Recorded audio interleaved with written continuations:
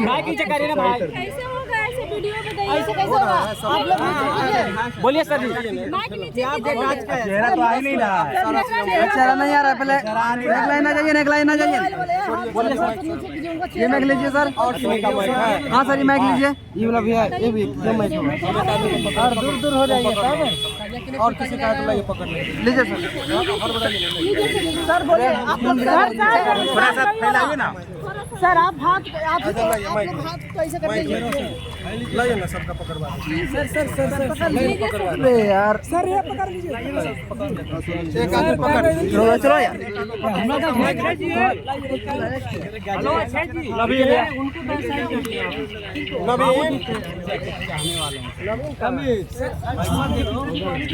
कान मुंह फाड़ देगा मेरा।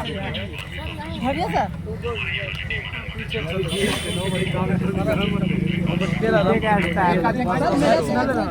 उनको आगे कर दीजिए। ओके, आप ले लें।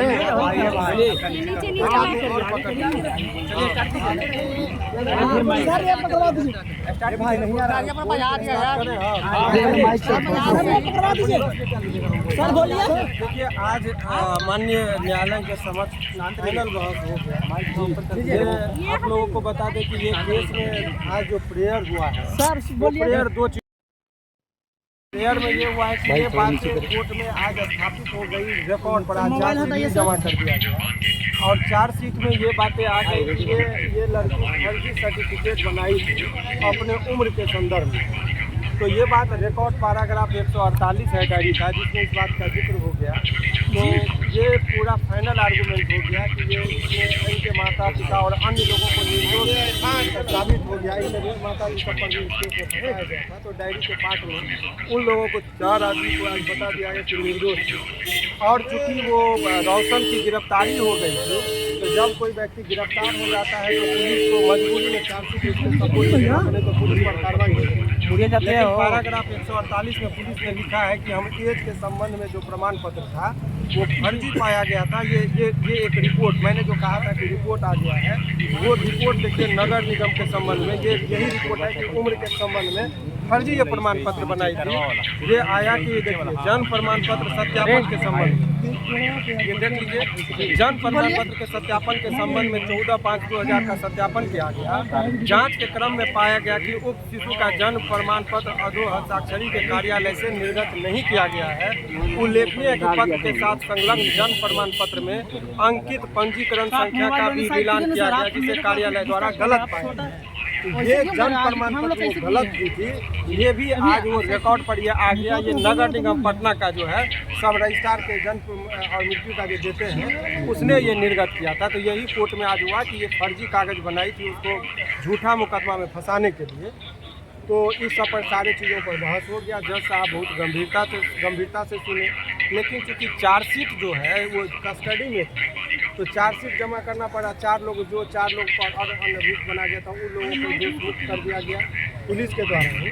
लेकिन इसके में पुलिस खुद फंस चुकी थी, जो निर्दोष था तो उसको अब जेल कैसे भेज दिए। तो हमने ये कहा कि धन और बल का इस्तेमाल करके होनहार लड़का को जेल में भेज दिया गया है। तो जो झूठा कागज बनाकर दिला, तो मेरा प्लेयर ये नहीं है कि रोशन रोही को बेल कर दीजिए, हमारा है कि रोशन रोही को मिले बेल और जो झूठा मुकदमा में फंसाया है उसको मिले जेल।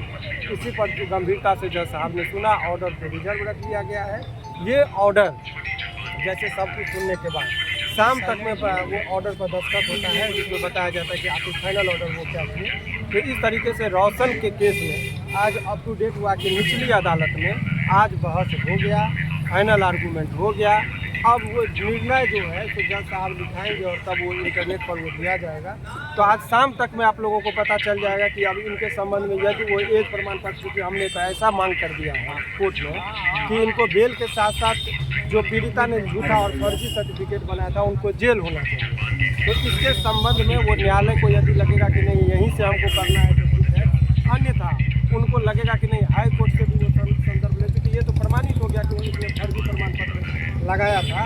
ये जितना भी रिकॉर्ड है कहिएगा तो एक पैराग्राफ डायरी में जब आप लोग आइएगा तो आपको हम बता देते हैं कि देखिए 3-4 पैराग्राफ है। लड़की के माता पिता का भी बयान है, उसने भी ये कहीं नहीं कहा कि हमारी बच्ची के साथ दुष्कर्म हुआ। उसने कहा कि ये प्यार मोहब्बत थी, शादी करना चाहती थी, लड़का शादी से इनकार कर दिया, इसीलिए ये गलतफहमी में केस कर दी। ये इनके पिता बयान है, ये बयान जो है आपको शादी का 83 पैराग्राफ है, आपको एक लाइन हम इनके भाई का बयान खाली पढ़ के सुना देते हैं ताकि आप लोगों को ये पता चल जाए क्या मुकदमा में किया गया था।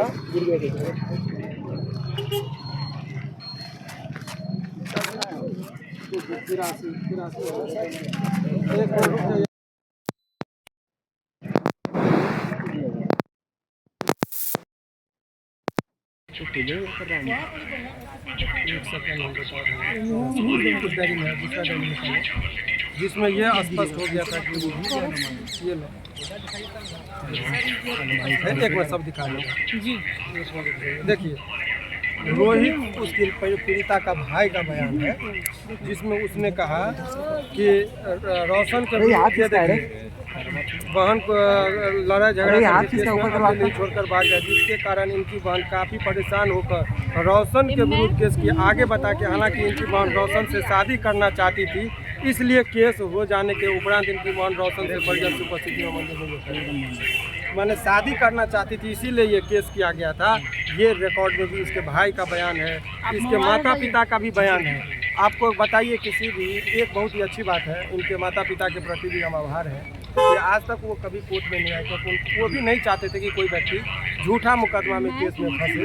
इनके इसमें डायरी जब पुलिस उनके माता पिता के पास गई, अब किसी भी व्यक्ति के साथ इतना बड़ा घटना किसी के बच्ची के साथ हो जाएगा तो उसके माता पिता सबसे आगे रहेंगे। लेकिन लड़की के माता पिता ने कोर्ट में भी और थाना पर भी आने से इनकार कर गए और वो बोले कि नहीं, इस तरह का केस जो है हम बहुत पुलिस लिखी तो हम बहुत खुशामद किए कि बयान दीजिए आपके बच्ची के साथ क्या हुआ। तब बोली कि ये प्यार मोहब्बत था, शादी नहीं किया, इसीलिए हमारी बच्ची ने केस कर दिया। पीड़िता ने स्वयं भी एक जगह पुलिस को कही कि हम प्यार करते थे इसीलिए केस किए। यानी कि रेप की जो बातें कही गई थी वो सरासर गलत था और झूठा मुकदमा में गंभीर रूप से आरोप को बनाने के लिए वो षड्यंत्र करके विभाग में जाकर एक फर्जी कागज बना ली जन्म प्रमाण पत्र का इसकी और बोली कि सब कागज जल गया।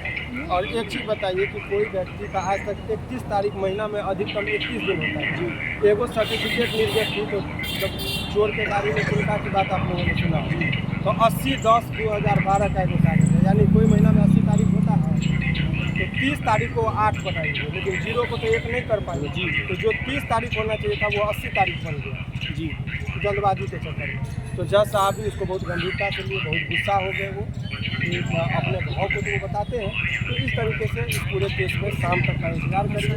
अब देखिए, हाई कोर्ट से यदि कंसल्ट करना पड़ा तो इसको जेल भेजने की बात आ गई है। तो वो अब जज साहब उस पर चूँकि सुप्रीम कोर्ट का भी 4-5 जजमेंट हम लोगों ने लगाया है, तो ऐसे परिस्थिति में शाम तक का आप लोग को सर सामने जो है आज ही मिलेगा कि सर हाई कोर्ट से ही मिलेगा? नहीं, वो जजमेंट का ऑर्डर आज सामने अपलोड करेंगे। तो जो हम लोगों ने जो प्रेयर किया है, फैब्रिकेटेड किया है, क्या वो इंडिपेंडेंट जांच एजेंसी को देना चाह रहे हैं कि क्या कर रहे हैं, तो ये लोअर कोर्ट का पैटर्न होता है कि वो जैसे हाई कोर्ट समय हम लोग को तुरंत बहस की तुरंत ऑर्डर लिखा दिया जाता है, लेकिन डिस्ट्रिक्ट कोर्ट में ऐसी पैटर्न नहीं है। वो सारे बात को सुन के वो लिख लेते हैं, शाम में वो बता देते हैं कि हम अलाउ किए थे, डिसअलाउ किए। शाम में क्लियर पड़ जाता है। तो शाम तक का इंतजार करिए जब वो फाइनल ऑर्डर होगा। लेकिन इनके पिताजी भी के बहस के दौरान क्या हुआ, रोशन रोहित के पिताजी हैं, वो आपको बताएंगे। चलिए, पिताजी क्या बोलेंगे रोशन रोहित के? क्या बोलेंगे सर? आराम से मुझे कानून मुझे हिसाब दिलाएंगे, आराम से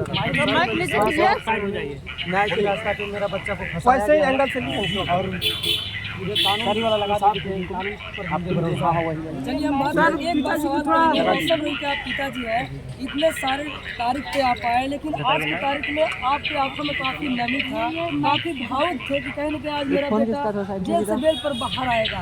एक पिता का क्या दुख था, बताइए हमारे करोड़ों चाहने वाले फैंस को। हम क्या बताएंगे, तो आप लोग खुद देख सकते हैं, देखे होंगे कि हम हमारे बच्चे को जब फंसाया गया तो मुझे आपका दर्द कैसा ही है। ज़्यादा इनसे क्या बोल पाएंगे, सारा चीज़ वो आइएगा ऑफिस में। कानून पे विश्वास है कि ठीक है, थैंक यू।